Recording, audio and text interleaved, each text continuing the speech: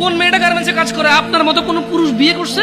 আমার মতো কোন পুরুষ বিয়ে করছে? দুটা বাচ্চা হইছে, পাড়া প্রতিবেশী 200 300 500 600 1000 টাকা করে হাওলাত নিয়ে চলে গেছে, 6 মাস আসতেছে না।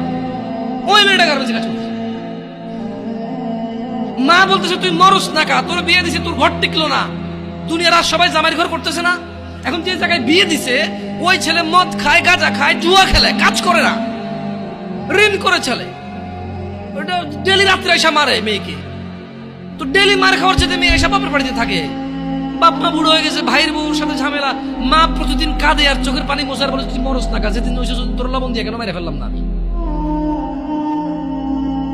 That's a real example and it's so true.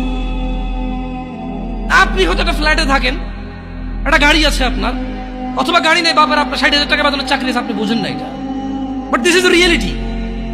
আমি বলবো না যে গার্মেন্টসে সবাই এরকম না। গার্মেন্টসে তো 5 লাখ টাকা বেতনের মহিলা আছে, চাকরি করে।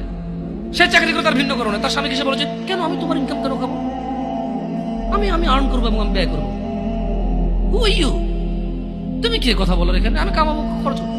ডিফারেন্ট থাকে, কেমন থাকে। কিন্তু যাদেরকে বেশি তিরস্কার করি আমরা, আর আপনি খারাপকে কি আমি ভালো বলতে বলছি? খারাপকে কি আমি ভালো বলতে বলছি? যে একটা পুরুষ বলুক তো, ওর বোনকে চালায়, মাকে চালায়, বউকে চালায়, মেয়েকে চালায়, আর ওরা গার্মেন্টসে যা কাজ করতে চায়। পৃথিবীর কোন মানুষ কাজ করতে চায়?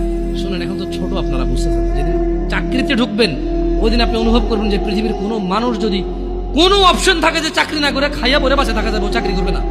ও বলবো আমি গাড়ি চালাবো না, বাট আমি চাকরি করবো না, আমি এমনি বেঁচে থাকবো খাইয়া পরে।